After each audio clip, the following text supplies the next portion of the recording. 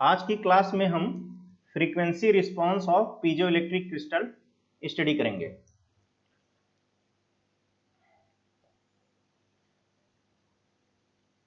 तो ये हमने एक डायग्राम बनाया है जिसमें पीजोइलेक्ट्रिक क्रिस्टल है। ये इसको एक वायर से जोड़ दिया गया जिसको बोला गया केबल, और ये एम्पलीफायर पर है। फाइनली आउटपुट मिला। फ्रीक्वेंसी रिस्पांस, हमें आउटपुट और इनपुट के बीच रिलेशन निकालना है in the form of frequency, omega के फॉर्म में। समझ गए?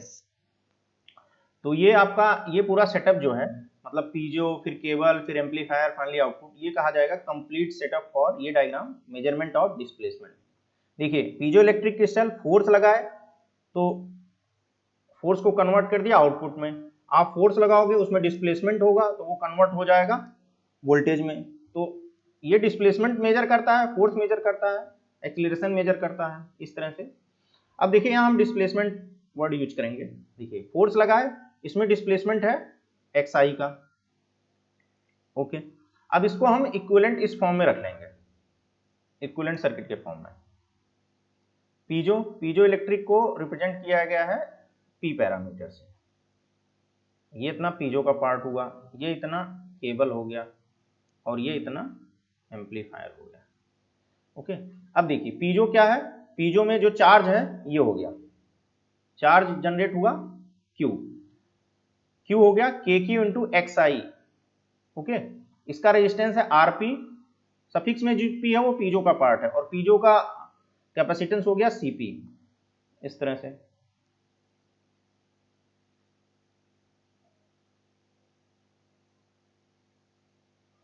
अब देखिए,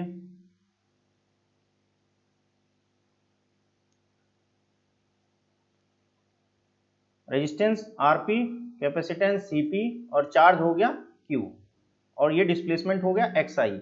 ऐसे केबल का केवल यहां हम दिखा रहे हैं कैपेसिटेंस, और ये एम्पलीफायर का कैपेसिटेंस CA और एम्पलीफायर का रेजिस्टेंस RA। आउटपुट वोल्टेज ये लोड को दिया जाएगा तो यहां तक का वोल्टेज हो गया आउटपुट EL।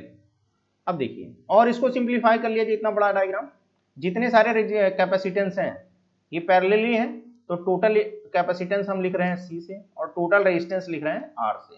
तो और ये चार्ज को अब हम करंट के फॉर्म में लिख दे रहे हैं।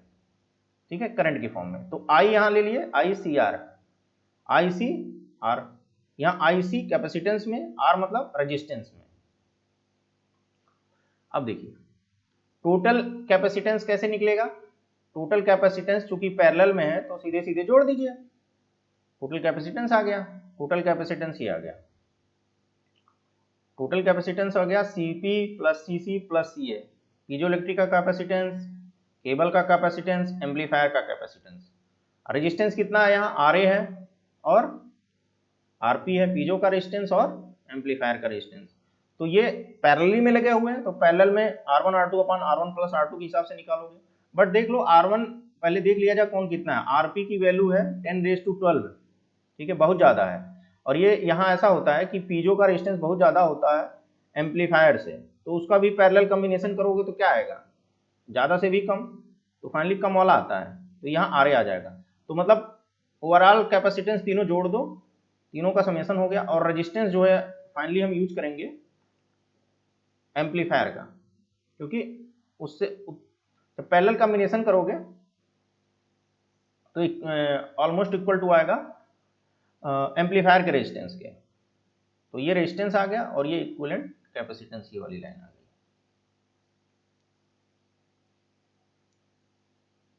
अब आइए, हमें इस सर्किट में हमने कैपेसिटेंस मिल गया, हमें रेजिस्टेंस मिल गया। बस अब करना क्या है, ये करंट दो पार्ट में डिवाइड हो रही है, IC और IR में। अब आ जाइए, हमें करना क्या, आपको समझ में आ गया। हमें आउटपुट वोल्टेज और आउटपुट और इनपुट के बीच रिलेशन निकालना है। जो भी रिलेशन आए हमें आए फ्रीक्वेंसी के फॉर्म में करना है हमें फाइनली। अब देखिए ICR क्या है, ये वाला करंट ICR,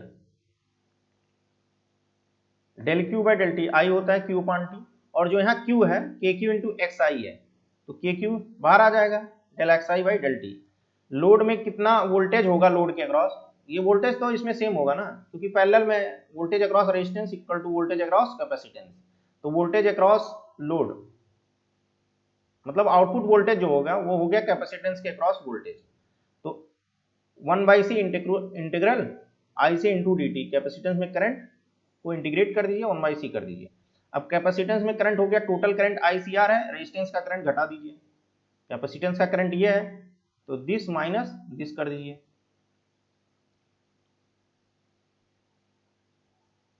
ठीक है, ये करंट हो गया this minus this, ICR minus IR।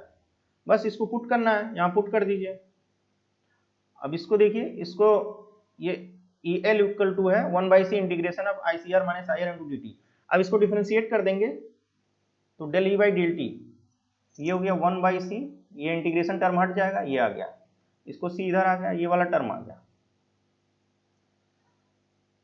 ICR हम पहले से कैलकुलेट कर लिए हैं, पहली लाइन में हमने यहाँ कैलकुलेट किया हुआ है ये वाली चीज, इसको उठा के यहाँ पुट कर दीजिए, KQ del XI by del T, यहाँ आ गया।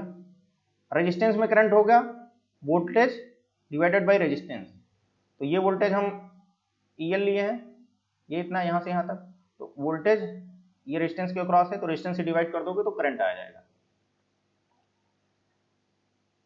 अब क्या किया गया, दोनों पक्षों में R से मल्टीप्लाई कर दीजिए, R से मल्टीप्लाई करिए तो RC ये आ गया, इसमें R से मल्टीप्लाई है KQR, और ये वाला पार्ट इधर चला आएगा। देखिए यहाँ प्लस साइन लगा है, वो लिखने में गलती हुई है, ये प्लस साइन है, वो करेक्ट नहीं हो पाया, वो हटने नहीं लगा। ठीक है, ये प्लस साइन लिखा हुआ है, ये और ये प्लस साइन। ठीक है, बस सिंप्लीफाई करना है, ये पार्ट में भी कोई दिक्कत नहीं है। अब ये वाला जो देखिए, हम यहाँ क्या कर रहे हैं, यहाँ C से मल्टीप्लाई कर दिया RC और C से डिवाइड कर दिया, ये कट जाएगा तो वही इक्वेशन रहेगा। वो कह रहा है कि RC अलग आ गया तो ये टाइम कांस्टेंट बन गया, और ये KQ upon C, KQ upon C होता है K, जो हम लोग फार्मूले में निकाले थे, KQ अपॉन C होता है K, जहाँ KQ है चार्ज सेंसिटिविटी और K है सेंसिटिविटी जिसकी यूनिट है वोल्ट पर मीटर। ठीक है, अब KQ ये वाला यूनिट है आपका, KQ ये कूलाम पर मीटर, KQ की यूनिट रहेगी कूलाम पर मीटर, यहाँ लिखा होगा, यहाँ देखिए ये KQ है, इसकी यूनिट क्या आ जाएगी कूलाम Q अपॉन XI, तो कूलाम पर मीटर।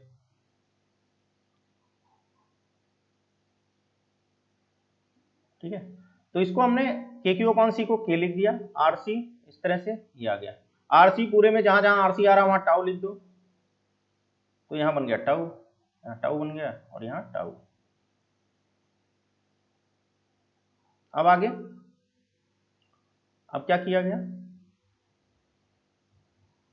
अब देखिए लैप्लास ले लीजिए, जहां भी टाइम डोमेन डिफरेंशिएशन के फॉर्म में आता है उसको अब आगे क्या करोगे, सीधे अब लैप्लास ले लो। तो tau del E by D T क्या होता है, del X by del T का लैप्लास होता है एस इंटू एक्सएस,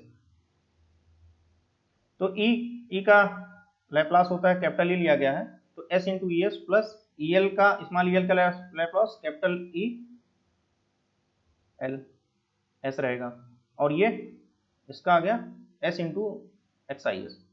बस सिंप्लीफाई कर दीजिए और सिंप्लीफाई करने के बाद ये इक्वेशन आपको मिल जाएगी, मतलब output capital E L S form में divided by X I S form में equal to K tau S upon 1 plus tau S, मतलब लोड जो ई एल आया था उसका लैप्लास है ये।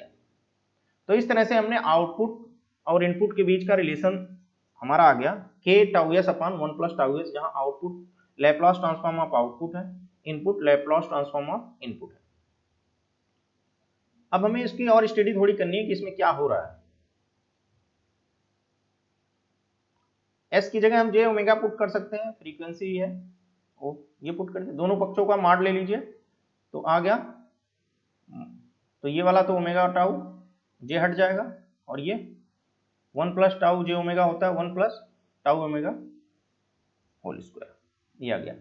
अब और सिंप्लीफाई करिए, ये के से डिवाइड कर दिए दोनों पक्षों में, तो के से डिवाइड होकर ये आ गया, तो इस जो के से डिवाइड होने के बाद जो आएगा तो उसको हम लिखेंगे फाइनली एम, ये हो गया omega tau upon 1 plus omega tau whole square. अब देखा जाए इसकी क्या अच्छाइयाँ हैं, क्यों ये सब किया गया है। यहाँ एक वाला पॉइंट हमने यहाँ और एक्सप्लेन कर दिया है, जो यहाँ छोटा सा लिखे हुए हैं के इक्वल टू के क्यू अपॉन सी।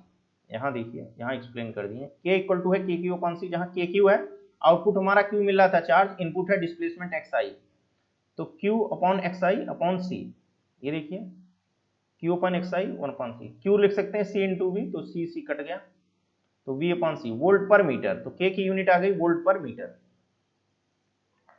तो इस तरह से ये आ गया, जो आपने यूनिट यहाँ लिखी है वो है वोल्ट पर मीटर। तो ये हमारा एक्सप्रेशन है। अब हमें यही मतलब कैलकुलेट करना था कि फ्रीक्वेंसी के रिस्पांस में, फ्रीक्वेंसी के टर्म में क्या आएगा, इसको गेन बोल सकते हो, ठीक है, फ्रीक्वेंसी के फॉर्म में। अब देखिए इसका फेज शिफ्ट निकाल लीजिए tan थीटा, इसका tan निकालिए, इस एक्सप्रेशन से निकालेंगे, इसमें मॉड नहीं लिए हैं, tan थीटा।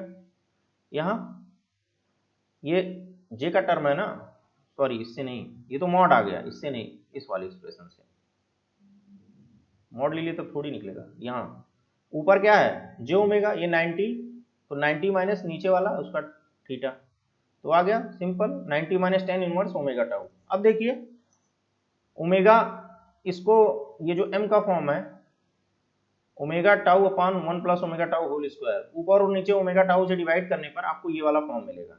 ये वाला ओमेगा की वैल्यू, ये वाला फॉर्म यूज करेंगे, ओमेगा की वैल्यू मान लीजिए बहुत ज्यादा है एक से, मतलब हाई फ्रीक्वेंसी पे काम कर रहे हैं, तो ये वाला पूरा टर्म जीरो हो जाएगा 1 बाई समथिंग, तो 1 upon under root 1 plus zero, तो m की वैल्यू 1 आ गई, m की वैल्यू 1 आ गई। और फाई की वैल्यू जब यहाँ हाई पुट करोगे तो मैक्सिमम वैल्यू 10 की होती है 90 डिग्री। मैक्सिमम वैल्यू इनफाइनाइट होता है वो कब आता है, जब 10 90 होता है, समझ गए। तो ये जब हाई फ्रीक्वेंसी मतलब इनफाइनाइट पुट करोगे, tan इनवर्स इनफाइनाइट 90 डिग्री, तो 90 90 90 माइनस 90 जीरो आ गया। तो इस तरह से आपको यहाँ फाई मिल जाएगा जीरो, फाई मिल गया जीरो और m मिल गया 1। ओके, जब फ्रीक्वेंसी जीरो है तो फ्रीक्वेंसी इसमें जीरो पुट कर दो, लेफ्ट साइड एक्सप्रेशन लिखी हुई है, फ्रीक्वेंसी इसमें जीरो पुट करिए, फ्रीक्वेंसी जीरो पुट करो, ये वाला टर्म इनफाइनाइट हो जाएगा, 1 अपॉन इनफाइनाइट, m की वैल्यू आ गई जीरो, और ये जीरो पुट करने से tan इनवर्स जीरो, 0 डिग्री, तो आ गया 90 डिग्री, तो फाई आ गया 90 डिग्री, m की वैल्यू आ गई जीरो। तो दोनों केस देखिए एक दूसरे के पूरा उल्टा है, इधर हाई फ्रीक्वेंसी पे m मिल रहा है, लो फ्रीक्वेंसी पे m जीरो हो जा रहा है, हाई फ्रीक्वेंसी पे फेज जीरो है, लो फ्रीक्वेंसी फेज 90 है। तो यही पॉइंट ये है, फ्रीक्वेंसी जीरो का क्या मतलब है, जो आप डिस्प्लेसमेंट कर रहे हो, ठीक है, वो स्टैटिक नेचर का है, वो वेरिंग नेचर का नहीं है, उसकी फ्रीक्वेंसी या वो समय के साथ बदल नहीं रहा है, स्टैटिक इनपुट है। तो यहाँ आउट m की वैल्यू जीरो मिल रही है, तो ठीक है गेन जीरो हो गया, तो इसका मतलब आउटपुट जीरो है। इसका मतलब ये हुआ for static input output of piezo electric crystal is zero, for static input output of piezo electric crystal is zero. यहाँ से एकदम क्लियर हो रहा है, इसीलिए डेरिवेशन किया गया है, यही बात बस समझने के लिए। अगर ये डेरिवेशन नहीं करोगे तो ऐसे समझ में नहीं आएगा, समझ गए। और पॉइंट्स देख लेते हैं, static input output of piezo electric crystal is zero, तो यही लिखा है।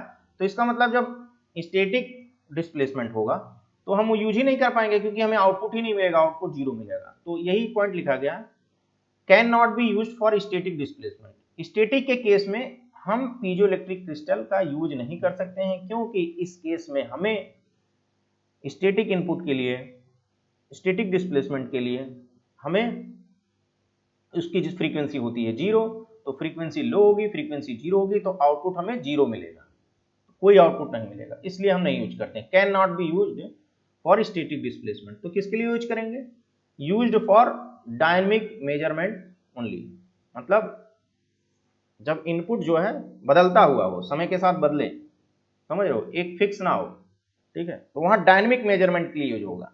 क्योंकि ये वाला टर्म आ रहा है ना, हाई फ्रीक्वेंसी पे ही इसका आउटपुट है, मतलब लो फ्रीक्वेंसी पे जीरो है, इसलिए ये स्टैटिक के लिए नहीं यूज होगा, डायनेमिक के लिए आपको रिस्पॉन्स मिलेगा। तो ये इसका ये हो गया एनालिसिस पूरा, ठीक है। चलिए थैंक यू।